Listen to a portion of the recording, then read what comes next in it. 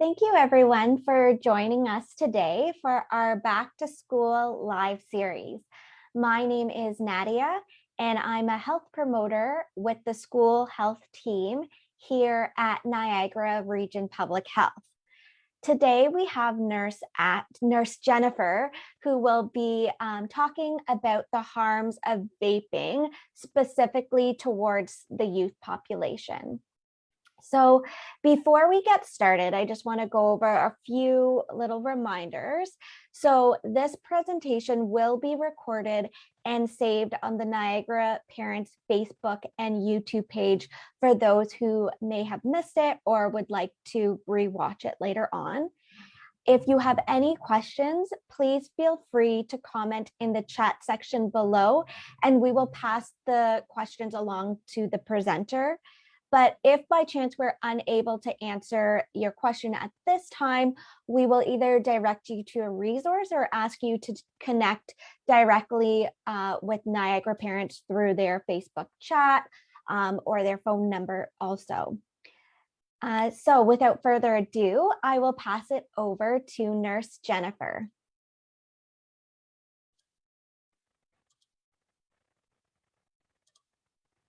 Thank you, Nadia. Good afternoon, everyone. My name is Jen, and I am a registered nurse, and I am an elementary school nurse working with the Niagara Region of Public Health.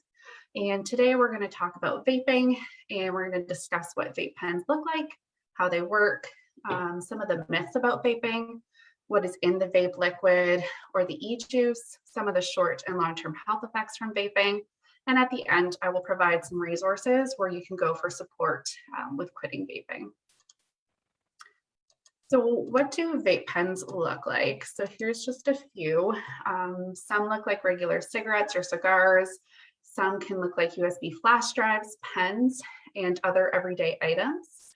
Although vape pens do break down into the same main components. So there's the mouthpiece, the tank that holds the vape liquid, a heating source, and a battery. So vaping works by heating up the vape liquid that contains the nicotine, the flavorings, and other chemicals, which then becomes an aerosol. The aerosol is then inhaled into our mouth and lungs, where it's absorbed into the bloodstream, and the remaining aerosol is exhaled.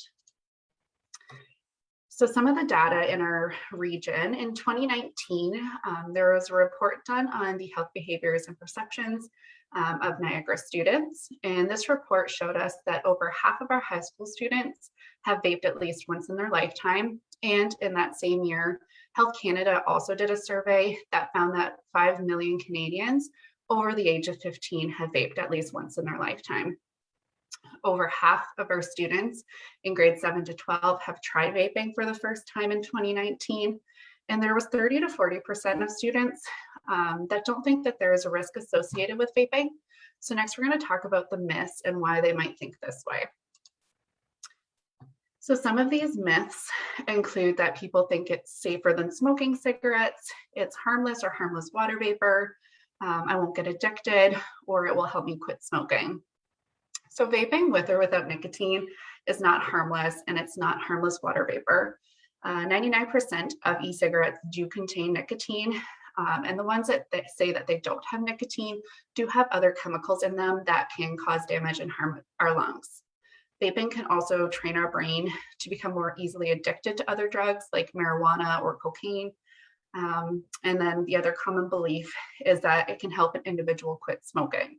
So while there have been some success stories with using vaping to help quit smoking, it definitely isn't the case for everyone. If your teen is smoking cigarettes and wants to switch to vaping to quit, there really isn't enough significant evidence to suggest that it's an effective method to quit smoking. Vaping is also not Health Canada approved. So if your teen wants to quit smoking, they should try other evidence-based methods for quitting, like nicotine replacement therapy or behavioral counseling first, or speak with their family doctor to find the best methods to help them quit. The evidence to support vaping as a cessation tool remains inconclusive at this time. So what is vaping liquid? So the vaping liquid comes in colorful packaging and fun flavors. These flavors can come in fruity, mint, menthol, and candy. And some of the flavors offered have some unique names like blue raz, vanilla, peachy rings, and strawberry cheesecake, to name a few. There are approximately 80 different compounds found in vape liquids, and on their own, these liquids can irritate the lungs, worsen pre-existing breathing problems like bronchitis and asthma. But once heated, these ingredients change and they start to form toxins. Some of these compounds can include nicotine, which I will talk about in more detail in the next slide, propylene glycol, which is used to make antifreeze and paint solvents, and it's one of the other main ingredients found in the vaping liquid aside from nicotine. Formaldehyde is a carcinogen that can cause cancer. Acrolein is a herbicide used to kill weeds. And there are other heavy metals like lead, nickel, copper, mercury, and other ultrafine particles. Health Canada is currently working to propose the ban of the sale of vape juice that could be more attractive to youth. So that would be the fruit and candy flavors, and restrict the use of those unique names like the blue raz and peachy rings. This is to help protect our young people from vaping and stop potential nicotine addiction, while maintaining the availability of flavors that would be used more by adults like the menthol and tobacco. So nicotine. Nicotine is a highly addictive drug, and it is found in 99% of all e-cigarettes. So one Juul pod has the same amount of nicotine as 20 cigarettes, which is about one pack of cigarettes. So people can develop dependence to vaping very quickly, and it can increase your chances of smoking traditional tobacco cigarettes. It takes as little as 10 seconds for nicotine to reach your brain and start to release dopamine, which are those happy and calm feelings. But once those dopamine levels go down, this creates the withdrawal symptoms and can increase stress and anxiety. Nicotine can also have negative effects on brain development, especially if you're using nicotine before the age of 25, because our brain continues to develop until we are 25 years old. It can make it hard to concentrate and learn in school. It can have a negative effect on your teen's behavior, make symptoms of anxiety and depression worse, and it can also lead to the long-term use of cigarettes or traditional cigarettes. So some of the health effects. So health risks have been linked to chemicals in the vape liquid, as well as the aerosol that's exhaled from the e-cigarette. So some of our short-term health effects, you can get lightheaded, have a sore mouth or throat. You can feel dizzy or start coughing. Some people also experience chest pain and nausea or vomiting. However, those can be more of a sign of lung damage. So if you are experiencing those symptoms, it is important that you seek medical attention. The long-term health effects still remain unknown at this time, but we do know that when we are inhaling something that our lungs are not designed to inhale, there is potential risk and cause of harm. We're still collecting data and doing research to understand the long-term health effects. And according to the Public Health Agency of Canada, as of August 2020, there were 20 cases of vaping-associated lung illness, and 5 of those were in Ontario. There have also been some cases of exploding vape pen batteries when they're not stored or handled properly. And like regular cigarettes, these same short and long-term health risks apply to people who are inhaling the secondhand aerosol that's exhaled from the e-cigarette. In Ontario, we also have a Smoke-Free Ontario Act. So this includes that vaping and smoking is not allowed on school property, in the parking lot, or within 20 meters of the perimeter of the school. And there is a $305 fine for the first offense, and this does increase with each offense. There are also tobacco enforcement officers that do monitor school properties, parks, playgrounds, and sports fields to ensure that these regulations are maintained. They do respond to complaints, and they can lay charges when necessary. The Smoke-Free Ontario Act also says that you cannot sell or give tobacco or vape products to those under the age of 19. There's a $490 fine for the first offense. This does include all components of the e-cigarette as well as the vape juice.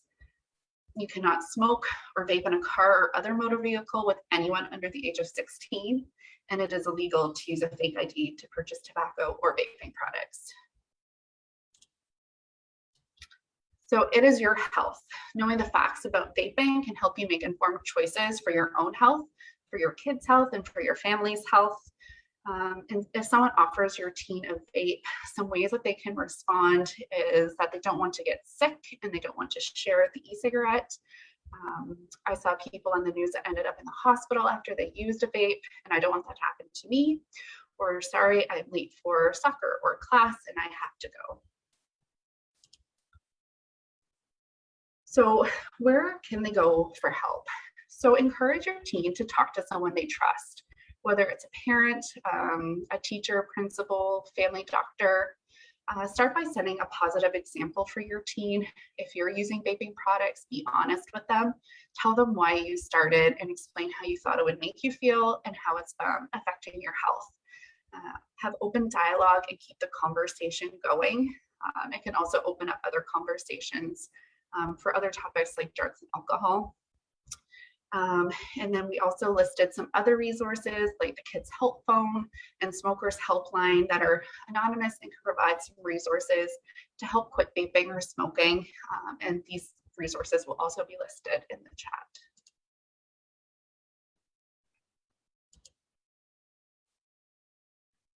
Awesome. Thank you so much, Nurse Jen. So while we wait for questions to be submitted, again, if you have any questions, feel free to submit them in the chat box. But we do have some questions that are usually frequently asked questions. So I thought I'd share some of those with you today. So one thing that we've heard is, as a parent, I'm more concerned about alcohol and other drug addictions compared to drugs out there.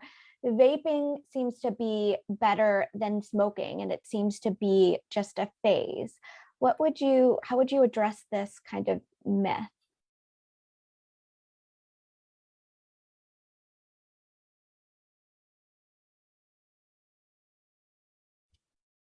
So we do know that vaping is still harmful to your teen in many ways.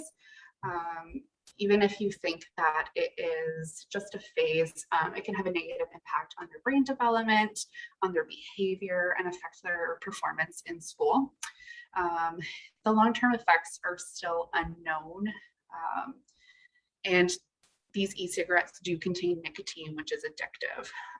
And we do find that research shows that using vape products can lead to long-term use of e-cigarettes or vape products. And then it's a gateway for your teen to become more easily addicted to other drugs. If they aren't vaping, it really is best to not start so that there is no concern for alcohol and other drug addictions. Another question that has been frequently asked is, how can I tell if or what my kids are vaping? So this is a really great question, and that's part of the problem. It's really hard to tell if our kids are vaping. These vaping companies have made very discreet devices, like the Juul, for instance, I showed earlier, that resembles a USB drive. Some look like pens, and they're very small and discreet. And depending on the flavoring they're using, they also don't have the same strong odor as cigarettes, which is usually the giveaway for parents.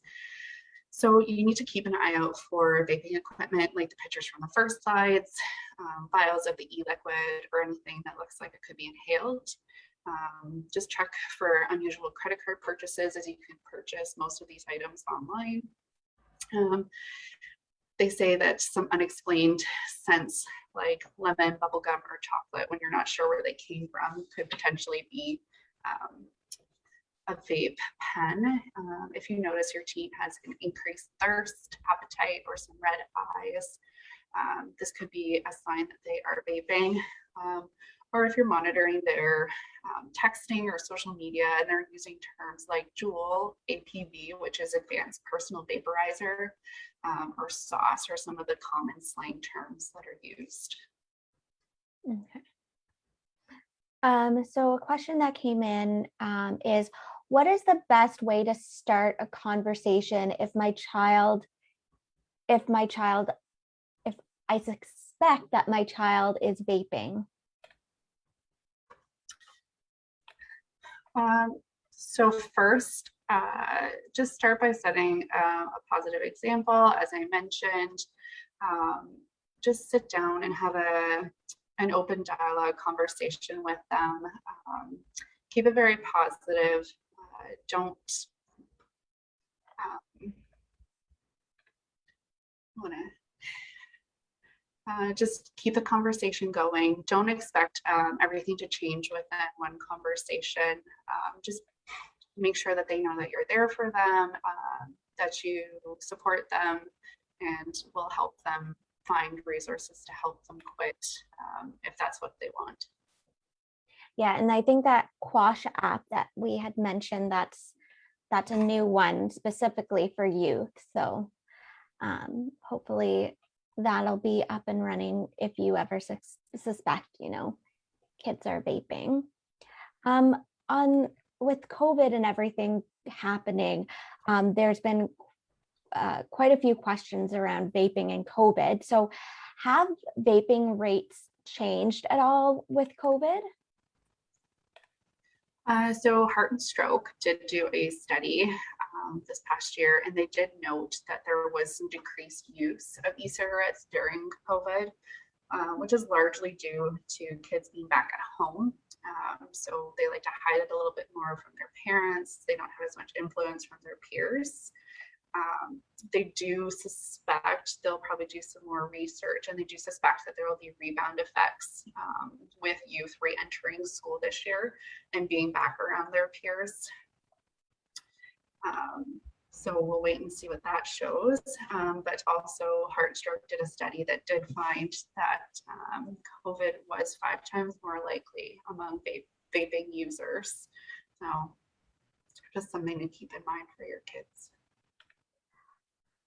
So with back to school and kids being around their peers, a question that we had was, would my child be charged if caught with a vape pen? So the short answer for that is no. Children under the age of 19 are not allowed to enter a vape shop, and the owners are not allowed to sell vape products to anyone under the age of 19, but there really isn't any regulation for someone under the age of 19 if they're found in possession of a vape pen. So yeah, they wouldn't get a charge for that. Okay. And following that question, if the Smoke-Free Ontario Act bans sales of vape products to youth, how are they getting them? Yeah, that's a really great question. In 2019, the survey done by Health Canada, it said that there was 57% of youth that are aged 15 to 19 that claim that they're using social sources to buy their vape products. So they're buying from friends or family members, asking someone else to buy it for them, or having someone lend it to them. So if these kids are pretty resourceful when they want to be, and they can get a hold of these things. So it's really important that we're keeping an eye on our kids and monitoring what they're doing. All right. Well, as we wrap up here, if you have any additional questions, feel free to put it in the chat, or afterwards, feel free to reach out to Niagara parents, or even our tobacco hotline that we have here at Niagara Region Public Health. So thank you once again, Nurse Jennifer, for all your insight and information on vaping. And thank you, the audience, for tuning in this afternoon. I just want to remind everyone that we are wrapping up the school Facebook Live series, but we have our last one happening on Wednesday, September 22nd, which is active school travel and COVID-19 bus safety. So that'll be on Wednesday. But for any more information, or if you want to look at any of the previous Facebook Live events, feel free to check out the Niagara Parents Facebook page and look under events. And other than that, I think we can end today's presentation, and wishing everybody all the best for the rest of September. Thank you.